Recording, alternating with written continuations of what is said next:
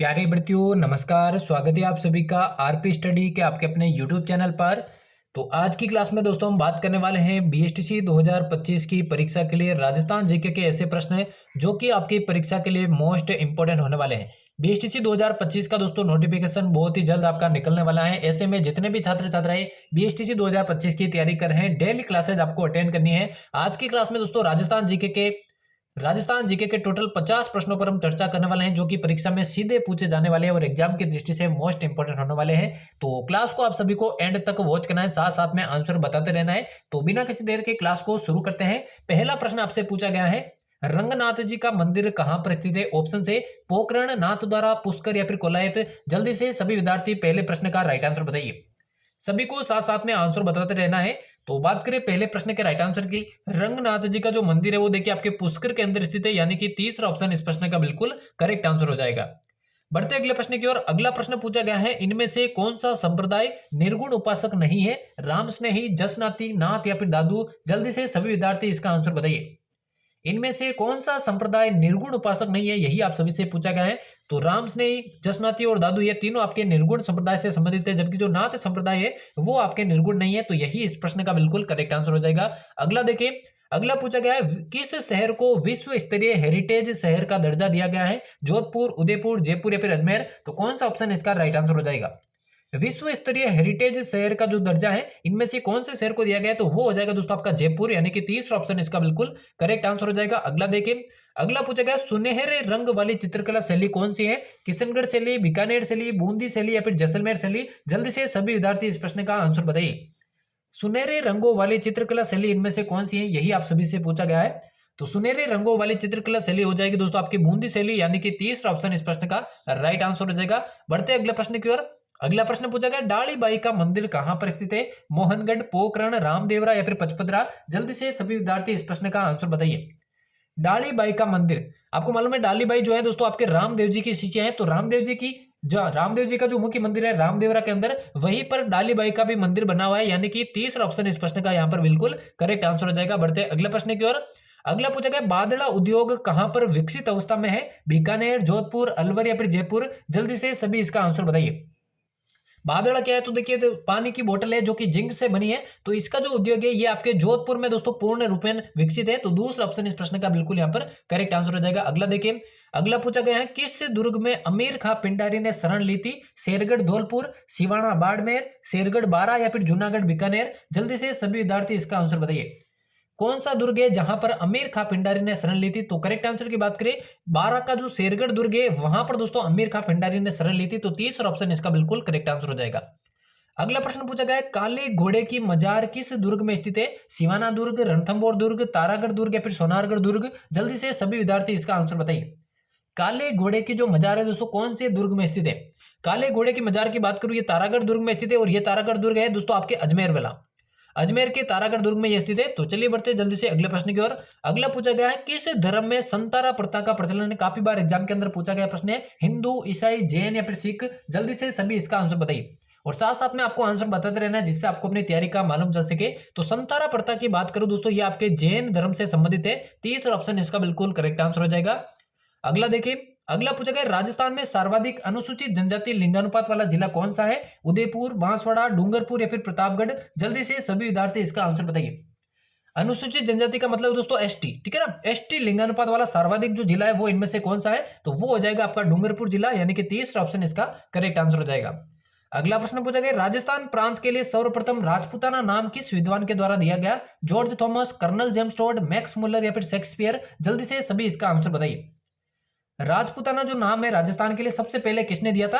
तो colonel James toad ने तो आपके देखिए राजस्थान और रायता नाम दिए थे, जबकि राजपूताना जो नाम है वो आपके जॉर्ज थॉमस ने दिया था, यानी कि पहला ऑप्शन इस प्रश्न का करेक्ट आंसर हो जाएगा। अगला देखिए, अगला पूछा गया, राजस्थान में कच्छारी मिट्टी किस जिले में मिलती है? डूंगरपुर, भीलवाड़ा, धौलपुर या फिर जोधपुर। जल्दी से इसका आंसर बताइए।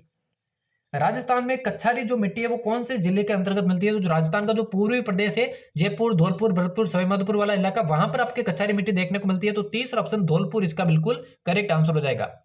अगला प्रश्न पूछा गया, देखिए राजस्थान की लगभग सारी वर्षा गर्मियों में किन हवाओं से होती है? पछुआ हवाओं से, चक्रवातों से, मानसूनी हवाओं से या फिर व्यापारिक हवाओं से। जल्दी से सभी इसका आंसर बताइए।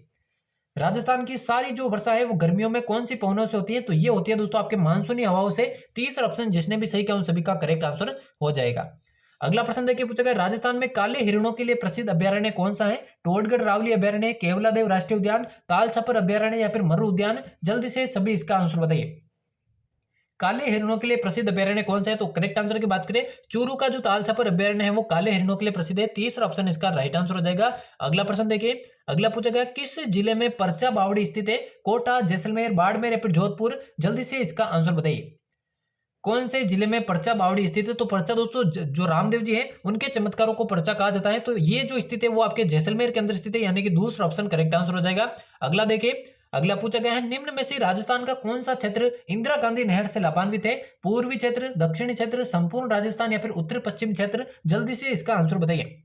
राजस्थान की मरुगंगा कही जाने वाली इंदिरा गांधी नहर से दोस्तों कौन सा क्षेत्र लाभान्वित है? तो राजस्थान का जो देखिए बीकानेर, श्रीगंगानगर, हनुमानगढ़, यानी कि उत्तरी और पश्चिमी जो क्षेत्र है वो इससे लाभान्वित है, यानी कि चौथा ऑप्शन इसका राइट आंसर हो जाएगा। अगला प्रश्न पूछा गया, निम्न में से बाड़मेर में स्थित तेल क्षेत्र कौन सा है? सरस्वती तेल क्षेत्र, रागेश्वरी तेल क्षेत्र, कामेश्वरी तेल क्षेत्र या फिर उपरोक्त सभी? जल्दी से इसका आंसर बताइए। बाड़मेर में कौन सा तेल क्षेत्र स्थित है? तो सरस्वती, रागेश्वरी, कामेश्वरी ये सभी आपके बाड़मेर के अंदर स्थित है, यानी कि चौथा ऑप्शन उपरोक्त सभी इसका बिल्कुल करेक्ट आंसर हो जाएगा। अगला प्रश्न पूछा गया, देखिए देश में साक्षर भारत मिशन कब प्रारंभ किया गया था? 2007 में, 2010 में, 2009 में या फिर 2011 में? जल्दी से सभी विद्यार्थी इसका आंसर बताइए। देश में दोस्तों साक्षर भारत मिशन कब प्रारंभ हुआ था? तो बात करें करेक्ट आंसर की, 2009 के अंदर दोस्तों साक्षर भारत मिशन शुरू हुआ था। तीसरा ऑप्शन इस प्रश्न का करेक्ट आंसर हो जाएगा। अगला प्रश्न देखिए, अगला पूछा गया, निम्न में से जयपुर जिले का जनसंख्या घनत्व कितना है? 200, 503, 595 या फिर 476? तो करेक्ट आंसर बताइए। देखिए सभी का तो आपको याद नहीं करना है क्योंकि सभी का याद भी नहीं होता, लेकिन सबसे ज्यादा और सबसे कम वाले जिलों का याद करना है। जयपुर का जनसंख्या घनत्व राजस्थान में सबसे ज्यादा है। वैसे तो नॉर्मल सामान्य रूप से 200 है, लेकिन जयपुर का सर्वाधिक है जनसंख्या घनत्व और वो है आपका 595। तीसरा ऑप्शन इसका बिल्कुल करेक्ट आंसर हो जाएगा। और सबसे कम आपको जैसलमेर का ध्यान रखना है, 17। ठीक है ना, दोनों का आपको ध्यान में रखना है। तो इसका हो जाएगा जयपुर का 595। चलिए अगला प्रश्न देखिए, अगला पूछा गया, राजस्थान में सीमेंट उत्पादन में प्रमुख जिले कौन से हैं? जयपुर और भरतपुर, कोटा और बांसवाड़ा, चित्तौड़गढ़ और कोटा और नागौर और बांसवाड़ा? जल्दी से इसका आंसर बताइए। राजस्थान में सीमेंट उत्पादन में प्रमुख जिले कौन से? तो वो हो जाएंगे आपके चित्तौड़गढ़ और कोटा। तीसरा ऑप्शन इसका राइट आंसर हो जाएगा। अगला देखिए, अगला पूछा गया, गरीब का घी की संज्ञा किसे दी गई है? मूंगफली के तेल को, वनस्पति के तेल को, तिल के तेल को या फिर सरसों के तेल को? जल्दी से इसका आंसर बताइए। गरीब के घी की संज्ञा इनमें से किसको दी गई है? तो वो दी गई है दोस्तों आपके तिल के तेल को, यानी कि तीसरा ऑप्शन इस प्रश्न का बिल्कुल करेक्ट आंसर हो जाएगा। और जिस भी छात्र छात्रा को दोस्तों बीएसटीसी 2025 की बिल्कुल नए सिलेबस के अकॉर्डिंग तैयारी करनी है तो आज ही जाइए दोस्तों प्ले स्टोर से आरपी स्टडी ऐप को आपको इंस्टॉल करना है। वहां पर दोस्तों मात्र 699 रुपए के कोर्स में आपको नए सिलेबस के अकॉर्डिंग पूरा बीएसटीसी 2025 का कोर्स मिलने वाला है। दोस्तों इसमें सभी विषयों का समावेश है, प्रत्येक क्लास के बाद टेस्ट दिए गए और पिछले 15 वर्षों के पेपर आपको फ्री में दिए जाएंगे। इसके अलावा दोस्तों कोर्स के साथ साथ आपको 15 प्रीवियस ईयर क्वेश्चन की टेस्ट सीरीज भी मिलने वाली है। तो आज ही जाइए दोस्तों 699 रुपए में मात्र दोस्तों नए सिलेबस के अकॉर्डिंग बीएसटीसी 2025 का कोर्स लीजिए। बीएसटीसी 2025 की बिल्कुल तैयारी करने के लिए प्ले स्टोर से आरपी स्टडी ऐप को इंस्टॉल कीजिए। कोर्स से संबंधित और ऐप से रिलेटेड किसी भी प्रकार की जानकारी के लिए दोस्तों हेल्पलाइन नंबर पर आप कॉल कर सकते हैं। हेल्पलाइन नंबर है दोस्तों 7852819021। इस नंबर पर आप कॉल करके कोर्स से संबंधित किसी भी प्रकार की जानकारी प्राप्त कर सकते हैं। तो बीएसटीसी 2025 में बेहतरीन तैयारी करके पहली बार में सिलेक्शन लेने के लिए आज ही जाइए प्ले स्टोर से आरपी स्टडी ऐप को इंस्टॉल कीजिए। चलिए अगला प्रश्न देखिए, अगला प्रश्न पूछा गया, राजस्थान का पहला सौर ऊर्जा आधारित रेफ्रिजरेटर कहां पर स्थापित है? जयपुर में, जोधपुर में, जैसलमेर में या फिर उदयपुर में? जल्दी से सभी विद्यार्थी इसका आंसर बताइए। राजस्थान का पहला सौर ऊर्जा आधारित रेफ्रिजरेटर, तो इस प्रश्न के राइट आंसर की बात करें, राजस्थान का पहला सौर ऊर्जा आधारित जो रेफ्रिजरेटर है वो जैसलमेर में स्थापित है, यानी कि तीसरा ऑप्शन इस प्रश्न का करेक्ट आंसर हो जाएगा। बढ़ते हैं अगले प्रश्न की ओर। अगला पूछा गया, राजस्थान की सुप्रसिद्ध स्मारक सुनहरी कोठी कहां पर स्थित है? अलवर, जयपुर, बूंदी या फिर टोंक? जल्दी से सभी इसका आंसर बताइए। प्रसिद्ध जो स्मारक सुनहरी कोठी है वो कहां पर स्थित है? तो ये आपके टोंक जिले के अंदर स्थित है। चौथा ऑप्शन इस प्रश्न का बिल्कुल यहां पर करेक्ट आंसर हो जाएगा। अगला प्रश्न देखिए पूछा गया है, राजस्थान की किस झील या तालाब को प्रदेश का पहला मत्स्य अभ्यारण्य बनाया गया है? तो किशनगढ़ के गुंदालाव तालाब को, उदयपुर के बड़ी तालाब को, टोंक के बिसलपुर बांध को या फिर उदयपुर की फतेहसागर झील को? कौन सा इसका करेक्ट आंसर हो जाएगा? प्रदेश का यानी राजस्थान का पहला मत्स्य अभ्यारण्य तो यह बनाया गया है उदयपुर के बड़ी तालाब को, यानी कि दूसरा ऑप्शन इस प्रश्न का बिल्कुल करेक्ट आंसर हो जाएगा। अगला प्रश्न देखिए पूछा गया है, 1719 ईस्वी की किस प्रशस्ति में यहाँ पे प्रशस्ति है, प्रशस्ति। किस प्रशस्ति में बप्पा को हरित ऋषि की कृपा से राज्य प्राप्ति का उल्लेख है? तो जगन्नाथ राय प्रशस्ति, नेमिनाथ मंदिर की प्रशस्ति, वैद्यनाथ मंदिर की प्रशस्ति या फिर अर्थुणा के शिव मंदिर की प्रशस्ति, कौन सी प्रशस्ति में ऐसा कहा गया है? तो यह कहा गया दोस्तों वैद्यनाथ मंदिर की प्रशस्ति में। तीसरा ऑप्शन इसका बिल्कुल करेक्ट आंसर हो जाएगा। अगला प्रश्न पूछा गया, देखिए प्रागैतिहास शब्द का सर्वप्रथम प्रयोग किसने किया था? Colonel James Tod, Marshall, Daniel Wilson या फिर मॉरिसन? जल्दी से सभी इसका आंसर बताइए। प्रागैतिहास शब्द का सर्वप्रथम प्रयोग इनमें से किसने किया था, यही आपसे पूछा गया है। तो प्रागैतिहास शब्द का सबसे पहले प्रयोग डेनियल विल्सन ने किया था। तीसरा ऑप्शन इसका करेक्ट आंसर हो जाएगा। अगला प्रश्न पूछा गया, राव मालदेव का राज्याभिषेक कहां पर हुआ था? सोनारगढ़, मेहरानगढ़, लोहागढ़ या फिर सोजत? जल्दी से सभी इसका आंसर बताइए। राव मालदेव का राज्याभिषेक कहां पर हुआ था? तो इनका राज्याभिषेक सोजत के अंदर हुआ था। चौथा ऑप्शन इस प्रश्न का राइट आंसर हो जाएगा। अगला देखिए पूछा गया, राणा कुंभा के समय का प्रसिद्ध सारंगपुर का युद्ध कब हुआ था? 1432, 1435, 1436 या फिर 1437? जल्दी से सभी विद्यार्थी इसका आंसर बताइए। राणा कुंभा के समय का जो प्रसिद्ध सारंगपुर का युद्ध है तो ये 1437 में हुआ था। चौथा ऑप्शन इसका राइट आंसर हो जाएगा। अगला देखिए पूछा गया है, मानसिंह के दरबारी कवि जगन्नाथ ने कौन से ग्रंथ की रचना की थी? मानसिंह कीर्ति मुक्तावली, मान प्रकाश, पत्र प्रशस्ति या फिर पवन पश्चिम? जल्दी से सभी इसका आंसर बताइए। तो मानसिंह के दरबारी कवि जगन्नाथ ने आपके मानसिंह कीर्ति मुक्तावली की रचना की थी, यानी कि पहला ऑप्शन इसका राइट आंसर हो जाएगा। अगला प्रश्न पूछा गया है, देवबोध और धर्मघोष किस चौहान शासक के समय प्रसिद्ध विद्वान थे? विग्रहराज, पृथ्वीराज, अरुणोराज या फिर अजयराज? जल्दी से सभी इसका आंसर बताइए।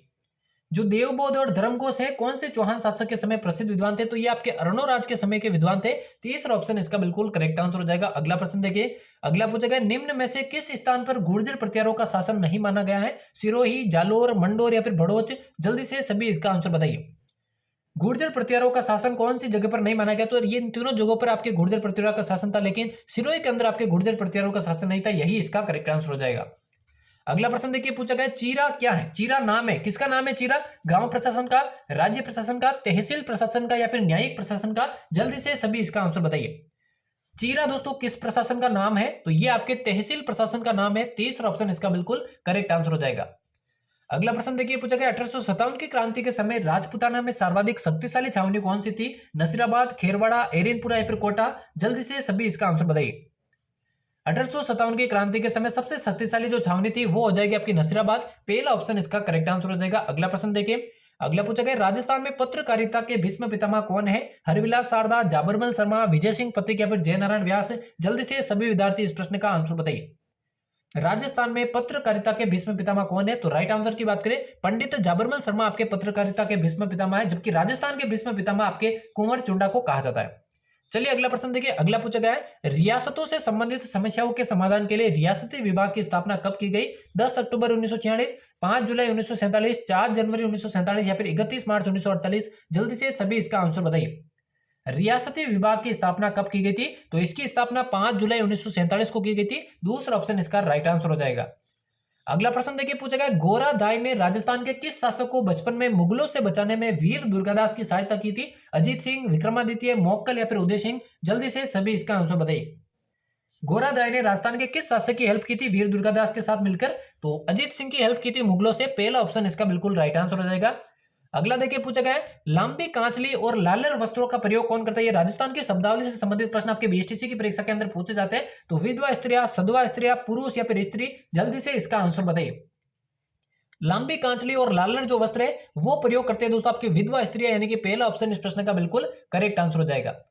अगला प्रश्न देखिए पूछा गया है, सूर सागर, ढोला मारू और रसिक प्रिया इत्यादि चित्र किस शैली से संबंधित है? जोधपुर शैली, किशनगढ़ शैली, बूंदी शैली या फिर बीकानेर शैली? जल्दी से सभी इसका आंसर बताइए। ये जो चित्र है दोस्तों कौन सी शैली से संबंधित है? तो ये सभी चित्र आपके देखिए जोधपुर शैली से संबंधित है। पहला ऑप्शन इस प्रश्न का बिल्कुल करेक्ट आंसर हो जाएगा। अगला प्रश्न देखिए पूछा गया है, निम्नलिखित में से कौन सा नृत्य राजस्थान से संबंधित नहीं है? घूमर नृत्य, भवाई नृत्य, गरबा नृत्य या फिर चक्री नृत्य? जल्दी से सभी इसका आंसर बताइए।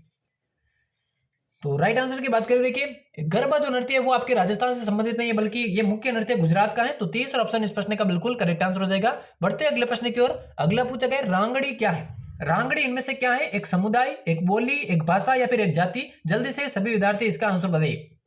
रांगड़ी इनमें से क्या है, यही आप सभी से पूछा गया है। तो रांगड़ी की बात करूं दोस्तों, ये राजस्थान की एक प्रकार की बोली है। तो दूसरा ऑप्शन इस प्रश्न का बिल्कुल यहां पर करेक्ट आंसर हो जाएगा।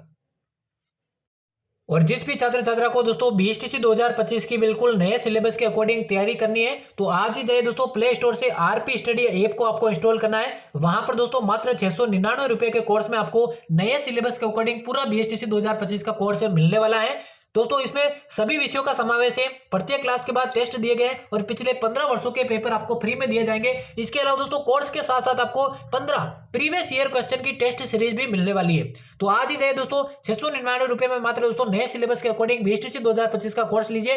बीएसटीसी 2025 की बिल्कुल तैयारी करने के लिए प्ले स्टोर से आरपी स्टडी ऐप को इंस्टॉल कीजिए। कोर्स से संबंधित और ऐप से रिलेटेड किसी भी प्रकार की जानकारी के लिए दोस्तों हेल्पलाइन नंबर पर आप कॉल कर सकते हैं। हेल्पलाइन नंबर है दोस्तों 7852819021। इस नंबर पर आप कॉल करके कोर्स से संबंधित किसी भी प्रकार की जानकारी प्राप्त कर सकते हैं। तो बीएसटीसी 2025 में बेहतरीन तैयारी करके पहली बार में सिलेक्शन लेने के लिए आज ही जाइए प्ले स्टोर से आरपी स्टडी ऐप को इंस्टॉल कीजिए। बढ़ते हैं जल्दी से अगले प्रश्न की ओर। अगला प्रश्न देखिए पूछा गया ऋषभ देव का मेला कहां पर आयोजित किया जाता है? उदयपुर में, सिरोही में, पाली में या फिर चूरू में? जल्दी से सभी विद्यार्थी इस प्रश्न का आंसर बताइए। ऋषभ देव का जो मेला दोस्तों कहां पर आयोजित किया जाता है यही आप सभी को बताना है। तो बात करें करेक्ट आंसर की, ऋषभ देव का जो मेला है वो आपके देखिए उदयपुर के अंदर आयोजित होता है। पहला ही ऑप्शन इस प्रश्न का बिल्कुल यहाँ पर करेक्ट आंसर हो जाएगा। बढ़ते हैं जल्दी से अगले प्रश्न की ओर। अगला देखिए पूछा गया लोक देवता वीर बावसी का मुख्य मंदिर कहां पर स्थित है? पीला टोकरा में, सफेद टोकरा में, काला टोकरा में या फिर नीला टोकरा में? एग्जाम में पूछा गया प्रश्न है, सभी को इसका आंसर बताना है। लोक देवता वीर बावसी का मुख्य मंदिर कहां पर स्थित है?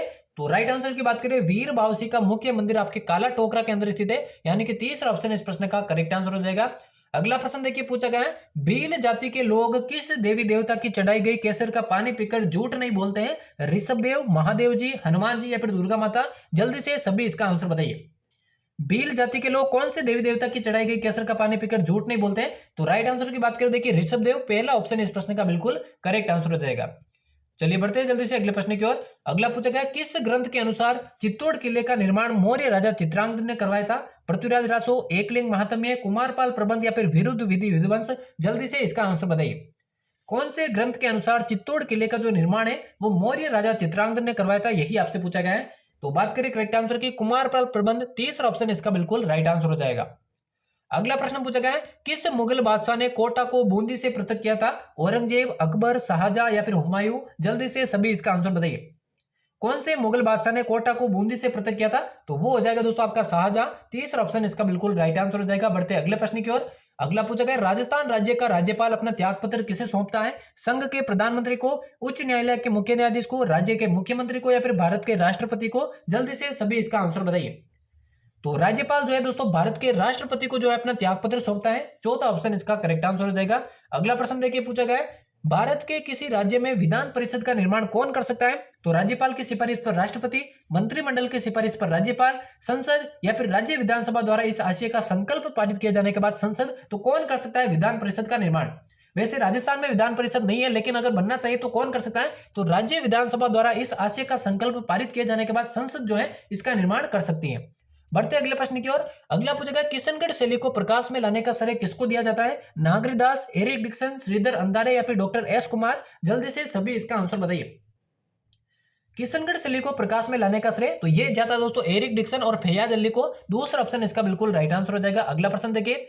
अगला पूछा गया रानी सती का वास्तविक नाम क्या था? जीजीबाई, नारायणीबाई, अमृताबाई या फिर पेमल देवी? जल्दी से सभी विद्यार्थी इसका आंसर बताइए। रानी सती का वास्तविक नाम क्या था? तो रानी सती का वास्तविक नाम था दोस्तों आपके नारायणीबाई, दूसरा ऑप्शन इस प्रश्न का बिल्कुल करेक्ट आंसर हो जाएगा। अगला प्रश्न देखिए और आज के महत्वपूर्ण प्रश्नों की क्लास का यह होने वाला अंतिम प्रश्न। यहाँ पर आपसे पूछा गया है चित्तौड़गढ़ दुर्ग किस पठार पर बना हुआ है? उड़िया का पठार, मेसा का पठार, भोराट का पठार या फिर बोमट का पठार? जल्दी से सभी विद्यार्थी इसका आंसर बताइए।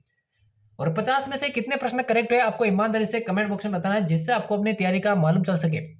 और डेली दोस्तों बीएसटीसी 2025 की आपकी क्लासेज चैनल पर रखने वाली है, इसलिए चैनल को जरूर से सब्सक्राइब कर देना डेली इसी तरह की क्लासेज पाने के लिए। और अगर आप दोस्तों बीएसटीसी 2025 का बिल्कुल सिलेबस नए सिलेबस के अकॉर्डिंग तैयारी करना चाहते हैं तो आज ही जाइए प्ले स्टोर से आरपी स्टडी ऐप को आपको इंस्टॉल करना है। आरपी स्टडी ऐप को इंस्टॉल करना है, वहां पर दोस्तों मात्र 699 की फीस में आप नए सिलेबस के अनुसार पूरा बीएसटीसी 2025 का कोर्स परचेज करके बेहतरीन तैयारी कर सकते हैं। पिछले 14 वर्षों से पिछले दोस्तों 14 वर्षों के जो पेपर है वो आपके जो है इसमें समाहित किए गए हैं, तो सारी तैयारी दोस्तों आपको यहाँ पर देखने को मिलेगी। तो 50वें प्रश्न के राइट आंसर की बात करें, चित्तौड़गढ़ दुर्ग जो है वो आपके मेसा के पठार पर बना हुआ है। दूसरा ऑप्शन इसका बिल्कुल करेक्ट आंसर हो जाएगा। तो यहाँ पर हमारे दोस्तों बीएसटीसी 2025 की परीक्षा के लिए राजस्थान जीके के 50 मोस्ट इंपोर्टेंट प्रश्नों की क्लास समाप्त होती है। उम्मीद करता हूँ क्लास आप सभी को पसंद आई होगी। डेली इसी तरह की क्लासेस चैनल पर पाने के लिए चैनल को सब्सक्राइब करके बेल आइकन को प्रेस कर दे। तो मिलते हैं किसी और नई क्लास में, तब तक लेते हैं आप सभी से अलविदा। धन्यवाद।